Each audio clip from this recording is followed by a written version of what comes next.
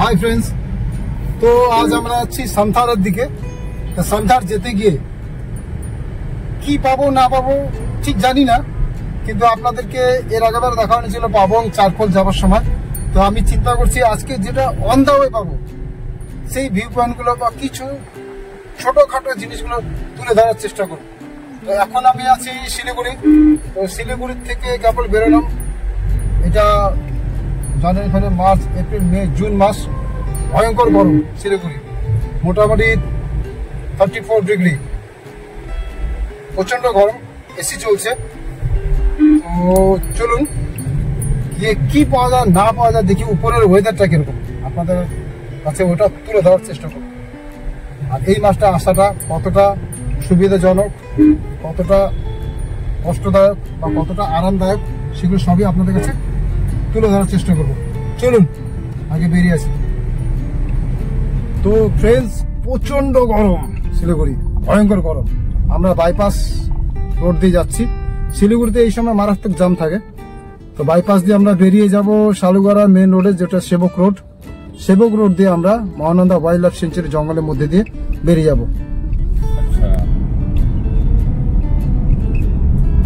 তো এখন আমরা বাইপাসের থেকে শালুগড়া মার্কেটের দিকে বেরোচ্ছি। তো শালুগড়া মার্কেটের থেকে বেরিয়ে আমরা এখন উঠবো সামনে ন্যাশনাল হাইওয়ে, ওই সামনে দেখা যাচ্ছে, যেটা 31 নম্বর জাতীয় সড়ক, ওখানে মিশেছে। যেহেতু আমরা এই ভেতর থেকে আসার একটাই কারণ, ওই জামটাকে অ্যাভয়েড করার জন্য। এই যে চলে এসছে, চলে এলাম আমরা ন্যাশনাল হাইওয়ে NH-31। সাইডে ব্রিজের কাজ হচ্ছে, ফ্লাইওভার হবে ভবিষ্যতের। এটা আপনারা যখন আসবেন হয়তো ফ্লাইওভার কমপ্লিট হয়ে যাবে, আর 1-2 বছরের মধ্যেই হয়ে যাবে। এই হচ্ছে শালুগড়া বাজার। ফ্রেন্ডস, আমরা চলে এলাম মহানন্দা ওয়াইল্ড লাইফ সেঞ্চুরি জঙ্গলে। ওই পাশটা আছে আপনার বেঙ্গল সাফারি। যদি মনে করুন আপনারা শিলিগুড়িতে যদি কোনো সময় এসে থাকেন, একটা দিন যদি কাটান, তবে এই বেঙ্গল সাফারি অবশ্যই ঘুরে যেতে পারেন। তো কিছু দূর এগিয়ে গিয়ে আপনার বাহাতে পড়বেন। गेट खोले ऊपर से लिखा हुआ लेना, लिखा हुआ। हाँ लिखा हुआ तो वही तो आ रहा है। तो बस এই হলো মহানন্দা ওয়াইল্ড লাইফ সেঞ্চুরি। আর বেশিক্ষণ দেখালাম না, কেন এক হাতে গাড়ি চালাচ্ছি। তো চলুন এগিয়ে যাই, আরো সামনে সেবক বাজার পাবো।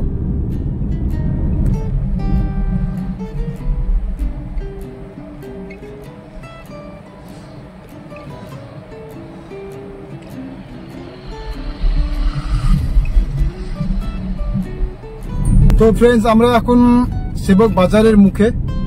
এইটা হচ্ছে সেবক বাজারের ছোট্ট একটা ব্রিজ, আর ব্রিজ পার করার পর ছোট্ট একটা বাজার, দুধারে নদী আছে দেখতে পাচ্ছেন। তো তিস্তারই ডাইভারশন, এগুলো তিস্তার থেকে ভাগ হয়ে এসছে। তো এই সেবক বাজার পার করার পর রেলগেট পাবো। রেলগেট পার করার পরে তারপরে আমরা মেন পাহাড়ের উদ্দেশ্যে, মানে পাহাড়ের যে চড়াইটা আমরা শুরু করব আস্তে আস্তে ধীরে ধীরে।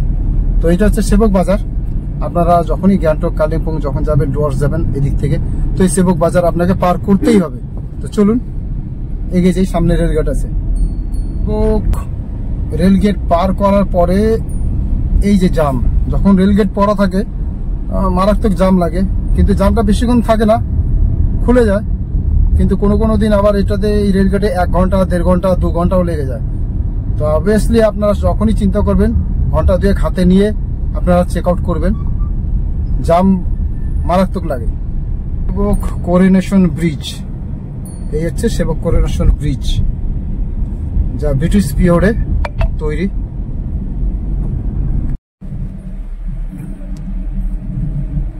আমরা এখন ফ্রেন্ডস 10 নম্বর জাতীয় সড়কে চলে এলাম, কেননা ওটা 31 নম্বর জাতীয় সড়ক ছিল। এখন আমরা যখন কোরোনেশন ব্রিজের বাঁ দিক থেকে যখন আমরা টার্ন নিলাম, এরপরে আমরা পেয়ে যাচ্ছি 10 নম্বর জাতীয় সড়ক, মানে NH-10। A few moments later.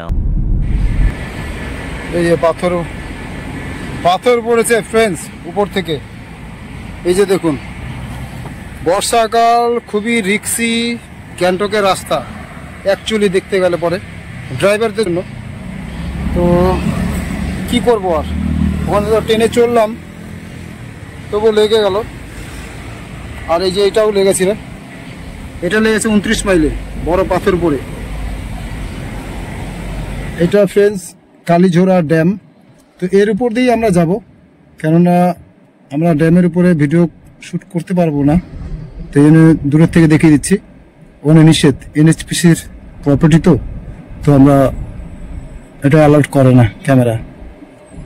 এখন চলে এলাম কালীঝোড়া ড্যামের। এই যে একটা মেন গেট, আর এইটা হচ্ছে মেন রাস্তা যেটা কালীঝোড়া বাজারের দিকে যায়।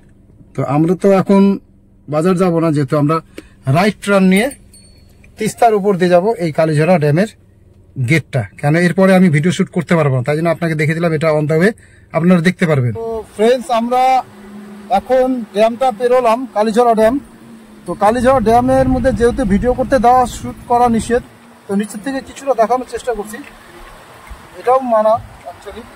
তো আপনারা যখন আসবেন মোবাইল ক্যামেরা একটু চেপে দেবেন, কেননা অনেক জিজ্ঞাসাবাদ হয় হঠাৎ কোনো সময়, সব সময় নয়। তো এই জঙ্গলের পথ আমরা ঢুকে পড়েছি এখন। তো এই জঙ্গল মোটামুটি আপনার লাভা, ঋষভ, কোলাখাম তার সাথে অ্যাটাচ হয়ে যায়। তো রাস্তা খুবই একটু চড়াই, ছোট গাড়ি ঠিকঠাক আছে, বড় গাড়িও ঠিকঠাক। আর নতুন ড্রাইভারের জন্য হয়তো একটু অসুবিধা হতে পারে। খুব সরু রাস্তা, একদম জঙ্গলের রাস্তা। আগে ছিল একটু ভাঙা চুরো, এখন একটু রিপেয়ারিং এর কাজ চলছে। এই যে দেখুন, রিপেয়ারিং এর কাজ চলছে, বুঝলেন। তো আমরা এখন কিছুটা জঙ্গল যাব, মোটামুটি 7 কিলোমিটার। 7 কিলোমিটার যাবার পরে পনবু আমরা ভিউ পয়েন্ট পাবো, পনবু ডাড়া। চলুন, জঙ্গলের মধ্যে দিয়ে আমরা এখন জঙ্গলকে চিরে বেড়ে এগিয়ে যাই। চলুন, দেখতে পাচ্ছেন ডেন্স জঙ্গল, ভয়ানক জঙ্গল। এটা বর্ষাকালে আরো সবুজ হয়ে যায়, যেহেতু এখন বর্ষাকাল। আর এখানে সন্ধ্যের পরে আমি শুনেছি, যেটা সঠিক আমি দাবি করব না যেটা এটাই হতে পারে, কিন্তু আমি শুনেছি এখানে চিতা বেরোয়।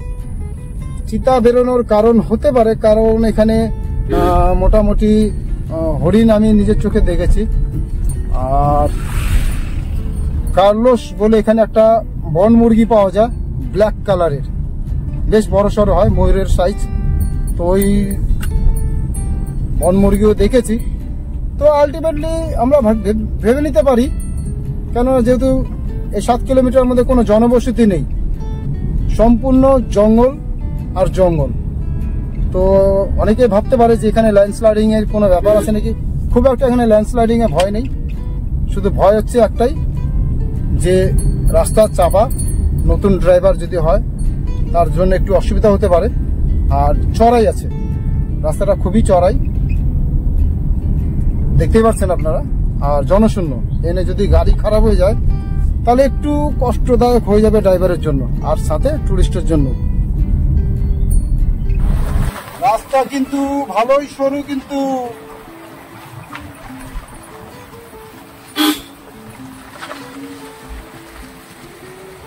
যাই বলুন ভিউ ভালো,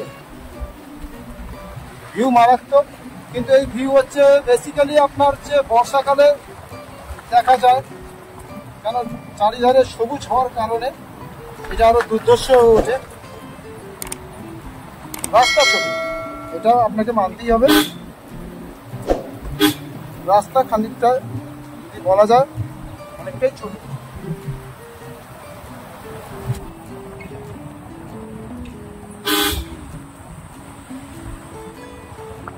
বেশিক্ষণ নেই, পৌঁছানোর সময়সীমা চলে এসছে। আমরা পনবু ডাড়া পৌঁছাবো আর কিছুক্ষণ পরেই।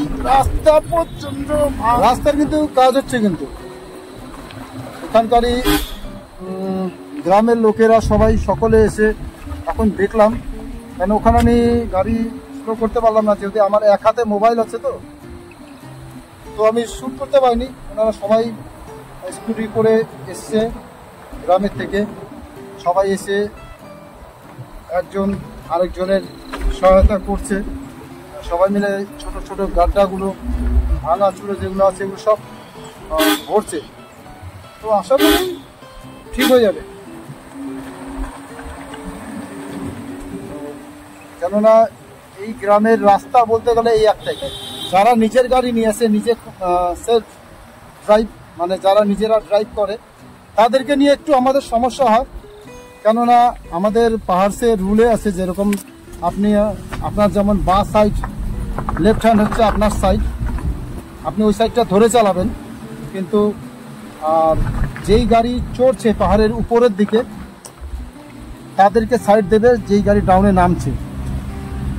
তো যারা প্রাইভেট গাড়ি চালায় তারা এই রুলটা ফলো করতে পারে না, যার ফলে অনেক কিছু বিপদের সম্মুখীন হতে হয়, কিছু অসুবিধে হয়ে যায় আমাদের পথে, কেন তারা সেই রুলটা ফলো করতে পারে না। আর প্লেন সাইডে যেমনভাবে ড্রাইভ করে সেইভাবেই ড্রাইভ করার চেষ্টা করে। কিন্তু এখানে আমাদের কি হয়, যখন আমরা লোড নিয়ে যাচ্ছি উপরের দিকে, আমরা যখন গাড়ি গতি হারিয়ে যায় তখন গাড়ি গতি আবার রিকভারি করতে সময় লাগে, আমাদেরকে টাইম লাগে। সেই টাইমটা বোঝে না যারা প্রাইভেট গাড়ি চালায়। তো আমি সবাই প্রাইভেট গাড়িদের অনুরোধ করব, আপনারা এই রুলগুলো ফলো করবেন, ফলো করে তারপরে পাহাড়ের দিকে আসবেন, কোনো অসুবিধা নেই। আমরা মোটামুটি পনপুর আগে একটা চেকপোস্ট আছে, ওই চেকপোস্টের কাছাকাছি চলে এসেছি। এইটা হচ্ছে চেকপোস্ট, নতুন তৈরি হয়েছে, কোনো সময় পয়সা নেয়, কোনো সময় নেয় না। এই হচ্ছে চেকপোস্ট, দেখুন।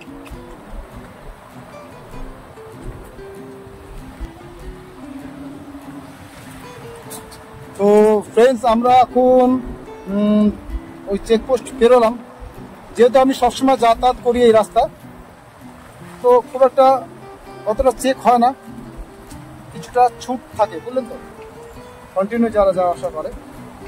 তো এই হচ্ছে আমরা পনপুর দিকে এগোচ্ছি ধীরে ধীরে।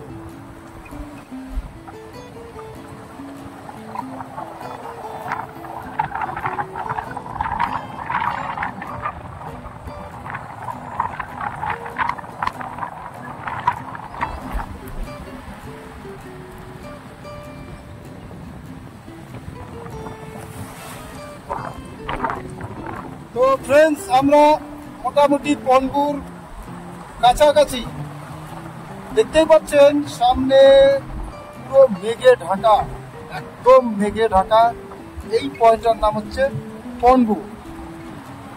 চলুন পনবু কাছে গিয়ে দেখাচ্ছি আপনাদের।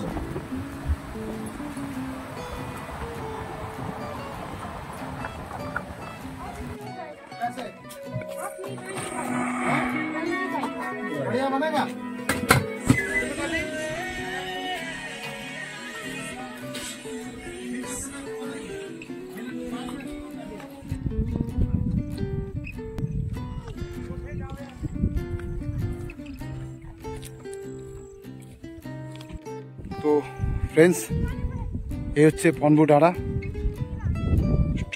চারিদিকে মেঘে ঢেকে পড়েছে, এটা সবসময় দেখা যায় না। তো চলুন একবার দেখুন অপসের দৃশ্য, চারিধারে মেঘ।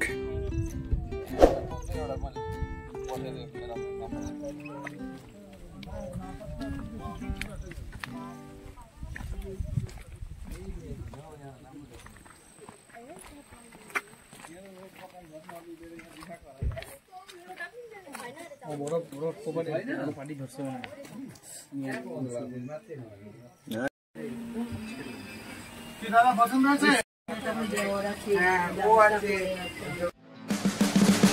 You can see the